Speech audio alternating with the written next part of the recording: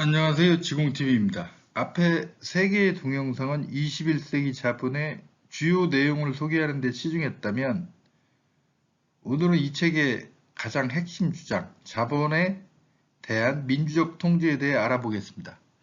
피케티는 우리가 자본주의에 대한 통제력을 되찾으려면 민주주의의 모든 걸 걸어야 한다. 유럽에서는 법유럽 차원의 민주주의에 걸어야 한다. 미국과 중국처럼 큰 정치적 공동체는 여러 가지 선택권을 갖고 있다.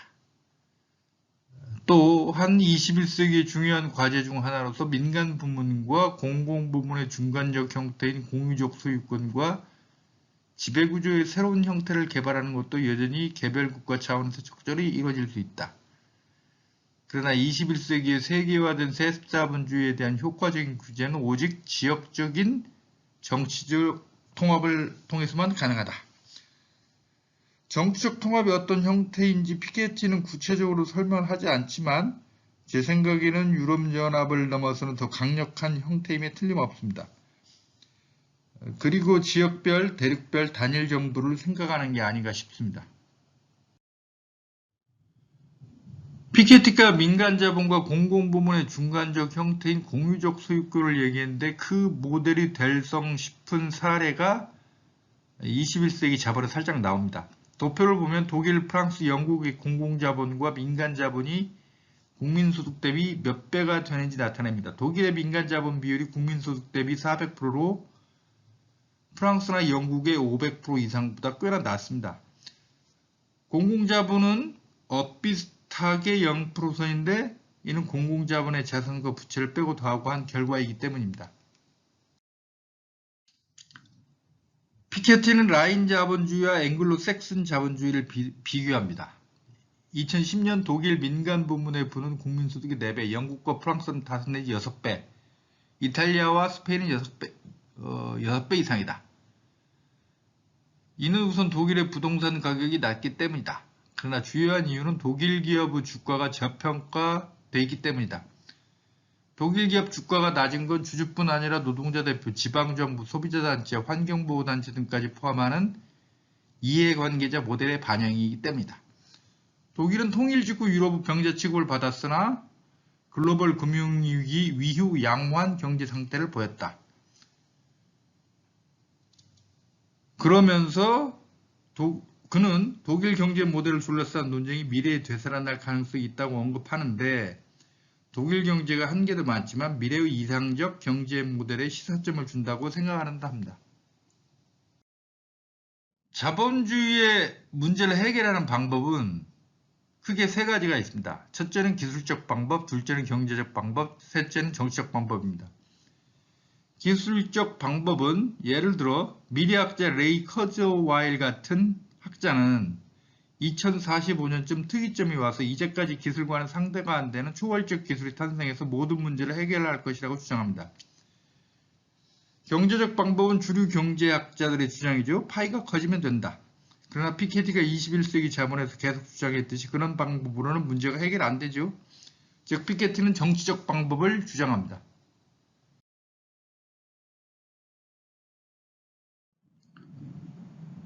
피케티는 경제적 기술적 합리성을 향한 진보가 반드시 민주적이고 능력주의적인 합리성을 향한 진보를 뜻하는 건 아니다. 시장과 마찬가지로 기술엔 제한이 없고 도덕성도 없다. 만약 진적으로 공익에 기초한 더욱 정의롭고 합리적 사회를 원한다면 변덕스러운 기술에 의존하는 것만으로는 충분하지 않다.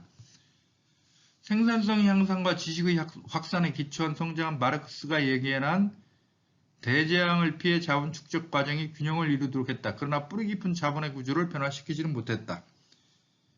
여기서 핵심은 기술의 발달, 경제 성장은 마르크스가 예견했던 자본주의의 필연적 멸망이라는 대재앙은 피하게 만들었으나 자본의 기본적 구조는 바꾸지 못했다는 겁니다. 이건 어떻게 바꾸나? 피케티는 정치가 바꿔야 한다고 말하는 겁니다. 우리가 앞 동영상에서 여러 번 봤던 3개의 핵심 공식 다시 봅니다. 자본주의 불평등과 직접 관련되는 이 3개 공식에서 각 값들이 사실상 고정돼 있죠. 자본 수익률 R 역사적으로 5%, 이자율 역시 역사적으로 10% 안팎, 경제 성장률, 인구 증가의 감소로 앞으로 1%가 넘기기는 힘듭니다. 피케티는 개별 국가에서는 누진세, 세계적 차원에서는 글로벌 자본세를 부과해 자본 수익률 R을 떨어뜨려야 한다는 거죠. 한데 누진세와 글로벌 자본세는 법률로 정해 시행해야 합니다. 현대 국가는 다 법치주의니까. 즉 누진세와 글로벌 자본세를 강력하게 시행하려면 정치적 행동이 요구되는 거죠. 그래서 피케티 해결책은 정치적 방법인 겁니다. 여기서 또 마르크스와 피케티는 갈라집니다. 마르크스 일부 개량, 개선은 있을 수 있으나 자본주의의 기본적 구조는 절대 바뀌지 않는다고 봤습니다. 그래서 그는 프롤레타리아 혁명을 주장했던 거고, 피케티는 자본주의 기본 구조를 혁명 없이도 바꿀 수 있다고 또는 변형시킬 수 있다고 보는 겁니다. 한데 피케티가 얘기한 방법은 이상적이라는 차원을 따라 근본적인 쟁점이 있습니다. 좀 어렵기는 한데 살펴봅시다. 오늘날의 민주주의를 잇게 한 2대 혁명이 있습니다. 1789년 프랑스 대혁명, 1776년 미국 독립혁명. 미국 독립선언에는 모든 사람은 평등하게 태어났고 창조주는 몇 개의 양도할 수 없는 권리를 부여했으며 그 권리 중에는 생명과 자유와 행복의 추구가 있다고 돼 있고, 프랑스 인권선언문에는 인간은 권리에 있어서 자유롭고 평등하게 태어나 생존한다. 사회적 차별은 공동이익을 근거로 해서만 있을 수 있다고 되어 있습니다. 두 개의 혁명이 모든 인간은 평등하다고 선언했습니다. 한데 실제로 평등한가요? 전혀 안 그렇죠. 이 그림은 1911년 미국 좌익계 정당의 포스터 자본주의 시스템의 피라미드입니다. 맨 밑바닥 다수 대중들이 그 위에 상위 1%와 10%를 먹여 살린다고 풍자합니다. 피케티는 2대 혁명이 모든 인간의 평등을 말했는데 2대 혁명으로 탄생한 현실 민주주의 사회가 불평등한 이유로 다음과 같이 분석합니다. 미국의 독립선언과 프랑스 혁명은 모두 권리의 평등이 절대적 원칙임을 선언했고 당시로서는 진보적이었다. 그러나 19세기에 이런 혁명을 바탕으로 성장했던 정치체제는 주로 재산권 보호에만 집중했다. 피케티는 21세기 자본에서 왜 프랑스 혁명과 미국 독립혁명이 재산권 보호에만 치중했는지 설명을 하지 않습니다. 사실은 이게 핵심입니다.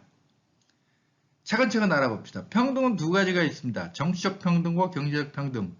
2대 혁명은 정치적 평등은 보장했습니다. 1인 1표주의. 한데 경제적 평등을 하려면 1인 1달러주의가 돼야 하는데 이건 부정했습니다. 따라서 1인 물음표주의. 어떤 이는 1달러, 어떤 이는 1만 달러, 어떤 이는 100억 달러. 결국 1달러 1표주의가 되어버리고 말았습니다. 왜 1달러 1표주의가 되는지는 동영상 3편에서 설명했습니다. 미국 대통령 선거 때 선거 자금만 20억 내지 30억 달러가 들어갑니다. 이 돈 상당수 어쩌면 대부분 부자나 기업들에게서 나옵니다. 당선된 사람 부자들 눈치 볼 수밖에 없습니다. 이건 선거 제도가 있는 그 어떤 나라나 마찬가지입니다. 언론사는 오직 기업 광고로만 운영됩니다. 출판 쪽 주요 분야가 재테크 관련입니다. 경제학자들 그들 스스로가 상류층이므로 부자들에게 유리한 학설과 이론을 제공합니다. 따라서 투표해봐야 바뀌는 게 없습니다. 불평등의 문제의식 가진 사람 기권하게 되고 투표율 떨어지고 결국 돈이 선거 결과를 좌우합니다. 1달러 1표주의가 되는 겁니다. 피케티는 경제민주화 없는 정치적 민주주의는 기본적으로 불안정하다고 봅니다. 민주주의가 금권 민주주의가 돼서는 안 된다는 거죠. 한데 문제는 그가 시민들이 정치의식을 가지고 깨어나기만 하면 되는 걸로 생각하는 듯 보입니다. 이게 그리 간단치 않습니다. 단적으로 말해서 2대 혁명을 주도했던 사람들 자체가 처음부터 정치적 평등이 목표였지 경제적 평등은 전혀 안중에도 없었습니다. 왜냐하면 프랑스 대혁명과 미국 독립혁명 주도자들, 즉 특히 미국 독립혁명의 경우 주도자들 대부분이 자산가들, 즉 부르주아였기 때문입니다. 이들이 인간평등을 주장했던 것은 부자들과 가난한 자들이 평등하다고 생각했기 때문이 아닙니다. 부르주아들이 내세운 인간평등이란 그들, 즉 신흥부자들과 과거부터 지위와 부를 세습받은 봉건귀족, 봉건적 부자들이 동등하다는 뜻입니다. 봉건제는 신분제가 기본이죠. 신흥부자인 부르주아들은 이 신분제가 계속 유지되면 자신들이 더 높은 지위로 올라갈 수 없으니까, 지금보다 더 많은 권력을 차지할 수 없으니까 봉건적 신분제를 파괴하고 싶었고 그래서 그 수단으로 인간평등을 내세운 겁니다. 인간은 평등하니까 신분제를 없애자. 이게 2대 혁명의 기본 목표입니다. 그러면 신흥부자인 부르주아와 봉건 귀족만 평등하다고 하면 되지 왜 모든 인간은 평등하다고 주장했을까? 이걸 자연 법칙으로 주장해야 자기 주장에 힘이 실리니까요. 반박 불가능한 절대적 진리가 되기 때문이죠. 또 한편 봉건 귀족에 맞서 다수 대중을 동원하기 위해서였습니다. 역사에는 숫자가 중요합니다. 봉건 귀족은 전 인구의 1%나 됐을까? 부르주아 역시 전 인구의 10% 이내였어요.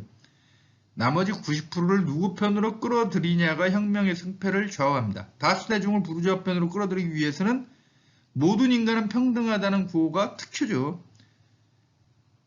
잘 안 느끼죠? 지금도 신자유주의자들의 부자 감세와 낙수 효과를 보십시오. 소수 부자들에게 유리한 정책을 마치 다수 대중의 이익인 양 선언하죠. 2대 혁명도 마찬가지인 겁니다. 더 나가면 신흥부자 부르주아들이 인간평등을 주장했던 건 보편적 휴머니즘 때문이 아니라 자신의 사유재산권을 확고하게 보장받기 위한 겁니다. 봉건제는 왕이나 귀족의 마음대로 신분이 아래인 사람은 생명과 재산을 빼앗을 수 있습니다. 신흥부자인 부르주아 입장에서 신분이 높은 봉건 귀족에게 자신의 생명과 재산을 빼앗길 수 있죠. 그래서 봉건제를 타도한 겁니다. 2대 혁명의 가장 큰 특징이 사유재산권을 확실하게 보장한 겁니다. 2대 혁명은 인간평등 혁명이라기보다는 소유권 혁명, 사유재산권 혁명이었습니다.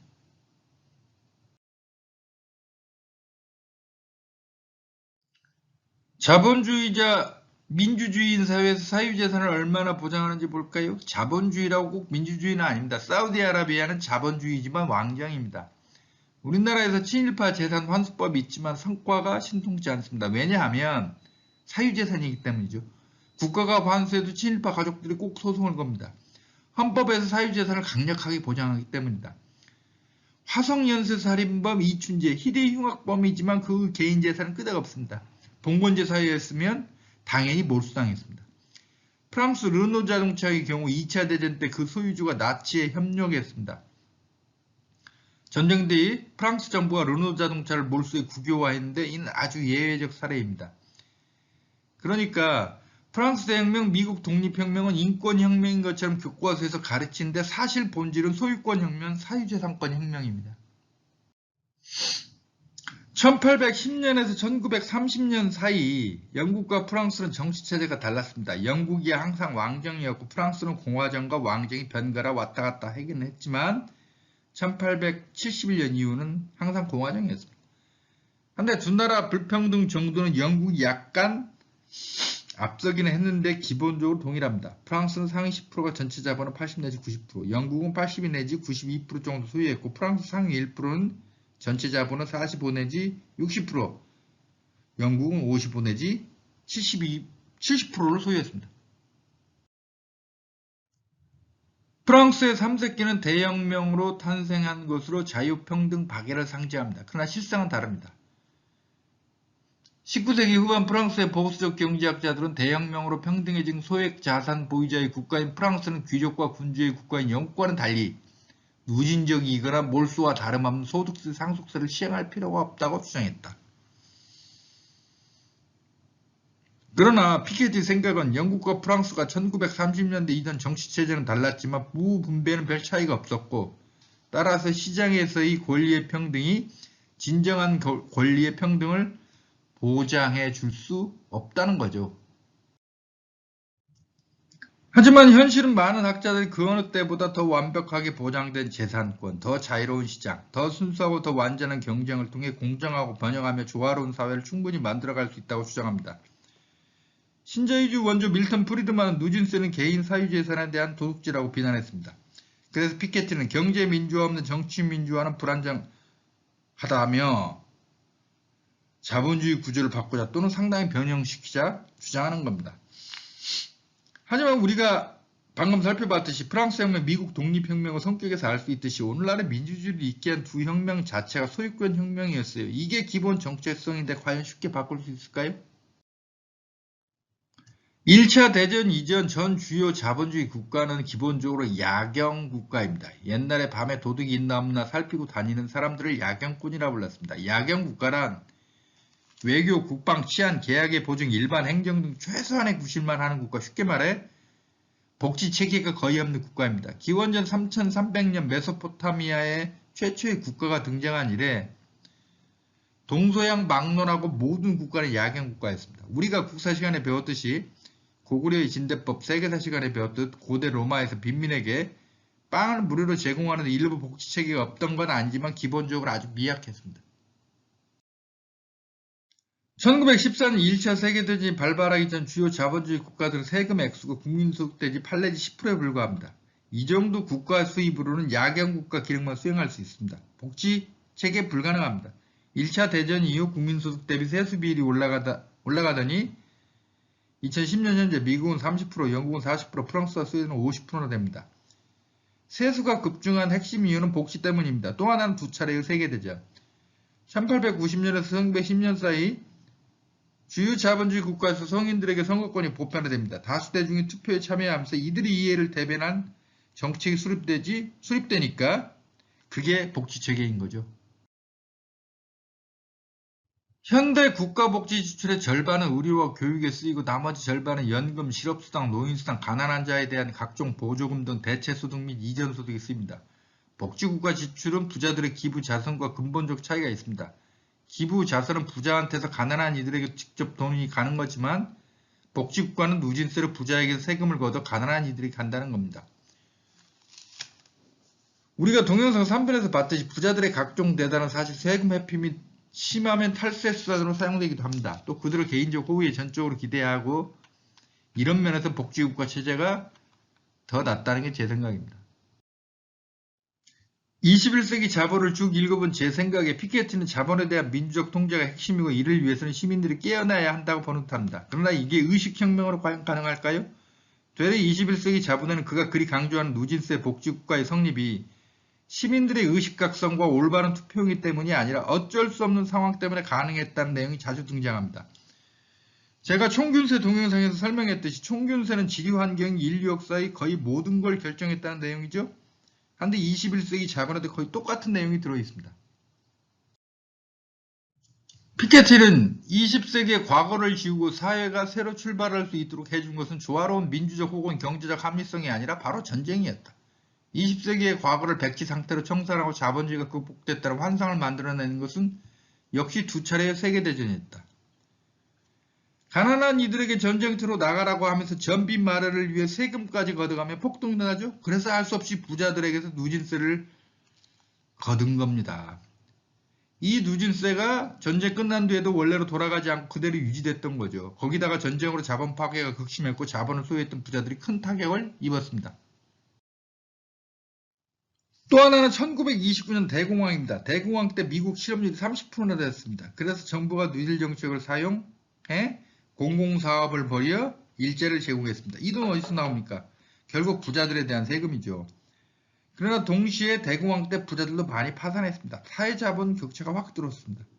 미국은 노동관계법을 만들어 노동조합을 보호했고 대신 특히 2차 대전 때는 기업가의 임금을 동결시켜버렸습니다. 대공황과 2차 대전을 거치면서 중요 산업시설 국유화 등도 이루어졌습니다. 이 정도로 경제에 대한 정부의 개입, 피케티식 표현대로 하면 자본에 대한 통제가 강화된 것은 두 차례의 세계대전과 대공황 때문입니다. 대공황과 2차 대전을 거치면서 경제에 대한 국가 개입이 강력해졌습니다. 더구나 히틀러나 무솔리니와 같은 파시즘이 자본주의 극단적 형태라는 학설이 널리 퍼졌습니다. 이런 자본주의가 악마화되죠.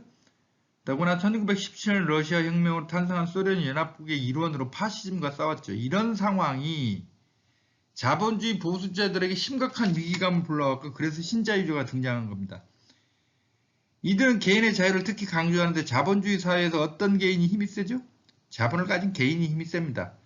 앞에서 말했던 부르주아가 봉건제를 타도할 때 인권을 내세웠지만 실상은 소유권 보장이 목적이었듯 신자유주의가 말하는 개인의 자유는 사실 자본의 자유를 말하는 겁니다.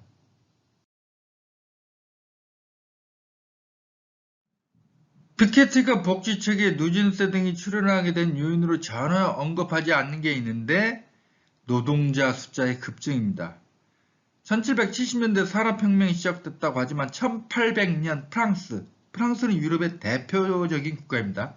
이 나라에서 농업인구 64%, 미국은 68%였습니다. 그때까지 농업이 주력입니다. 1900년에 가면 이 비중이 40%로 떨어집니다. 대신 제조업 비중이 30% 가깝게 급증합니다. 1880년대 2차 산업혁명이 발발하면서 노동자 계급 숫자가 급증합니다. 농민은 시골에 널리 퍼져 살지만 노동자는 도시, 그것도 한 공장에 수천 명, 수만 명씩 몰려 활동하죠. 또 이 무렵 노동대중도 투표권을 얻게 됩니다. 따라서 정치권이 표를 의식한 면도 있고 마르크시즘의 확산으로 노동대중을 체제 내로 포섭할 필요성 등이 작용해 복지정책이 생겨납니다. 영국의 자본 구성비 그래프입니다. 1800년대 중반을 넘어서면서부터 국민소득 대비 농경지 가치가 크게 떨어집니다. 자본주의가 그만큼 발달했기 때문이죠. 그리고 1910년대에 순해외 자본이 아주 많습니다. 제국주의 시절이니까. 눈여겨볼 게 1990년대 이후 주택의 가치가 급증하기 시작합니다. 전 세계적으로 부동산 가격이 오른 걸 그대로 보여줍니다. 프랑스의 자본 구성도 거의 비슷합니다. 1800년대 중반을 넘어서면서부터 농경지 가치가 급증합니다. 농업시대에서 공업시대로 확실하게 이행했기 때문이죠. 1910년대 순해외 자본 최대치인 건 역시 제국주의 시대를 반영하고 1990년대 이후 주택 가치가 크게 늘어납니다. 전 세계적 부동산 폭등 때문인데 이거 신자유주의 여파로 전 세계적 금융화 바람이 불면서 일반인을 상대로 한 주택담보대출이 급증하면서 주택가격이 오릅니다. 독일, 미국, 캐나다 다 비슷합니다. 단 이들 나라는 해외 식민지가 적거나 없어서 1910년 순해외 자산이 거의 없는 것만 다릅니다. 피게티가 완전 무시하는 게 1917년 러시아 혁명입니다. 마르크스 이론은 원래 공상에 불과했죠. 이걸 현실에서 실현한 게 러시아 혁명입니다. 자본주의 극단적 발달이 두 차례의 세계대전과 대공황을 불렀습니다. 한때 소련은 대공황 영향도 받지 않았고 후진 농업 국가에서 30년 만에 공업국가로 변모했습니다. 현실에 프롤레타리아 국가가 존재하니까 주요 국가의 자본가들은 노동자들에게 일부 양보를 할 수밖에 없었습니다. 그게 복지적으로 나타난 면이 있습니다. 이제까지 설명했던 걸 정리해 보겠습니다. 누진세, 복지체계, 국가의 경제 개입 등 자본에 대한 규제, 민주적 자본 통제는 유권자들 스스로의 의식변화 때문이라기보다는 첫째, 두 차례의 세계대전으로 인한 자본 파괴, 둘째, 대공황으로 인한 상당수 부유층의 파산, 그리고 자유방임 경제에 대한 대중들의 불신 확산, 셋째, 노동자 숫자 급증과 보통선거권, 넷째 러시아 혁명이 자본가에게 강요한 양보 등 어쩔 수 없는 상황 때문에 가능했다는 거죠. 즉 객관적 상황이 핵심인데 과연 피케티가 생각하던 민주시민들의 주관적 의식변화로 자본주의 뿌리 깊은 구조가 변경 가능한지 의문이겠습니다. 이 그래프를 보면 1950에서 60년대 이전에 미국이 유럽보다 평등했습니다. 특히 1776년 건국한 미국이 100년 지나기 전까지는 1870년대까지는 유럽보다 훨씬 평등합니다. 이랬던 건 미국이 인간의 평등이라는 독립선언문의 문구에 충실했기 때문이 아닙니다. 알렉시스 토크빌의 미국의 민주주의는 건국 초기 미국 민주주의의 핵심 특징을 잘 묘사해 명저로 꼽힙니다. 토크빌은 미국은 거대 자산가의 수가 아주 적고 자본은 여전히 부족하다며 이런 사실이 민주주의 정신이 미국에 뿌리내리게 된 명백한 이유라고 생각했습니다. 즉 미국이 건국 초기 유럽보다 훨씬 평등했던 건 건국 이전에 충실했기 때문이 아니라 땅은 넓고 인구가 적어 자본의 가치가 작았고 이민자들은 주택, 도구, 기계류 등의 자본을 들고 없었습니다. 가방 몇 개 들고 미국에 도착, 축적된 자본 자체가 거의 없었습니다. 따라서 베타 1년 소득 대비 자본이 몇 배나 되는가? 베타가 미국은 3, 유럽은 7에 불과했습니다. 몇 년만 노력하면 일정 수준에 오를 수 있어서 개인의 노력이 중요하다는 이데올로기가 미국을 장악하게 됩니다. 즉 이건 객관적 조건 때문인 거지 의식 탓이 아니라는 거죠. 따라서 자본에 대한 민주적 통제에 있어서도 시민의식은 중요하지만 더 결정적인 건 객관적 조건인데 이에 대해 피케티의 언급이 없는 건 이 책의 한계라고 할 수 있겠습니다.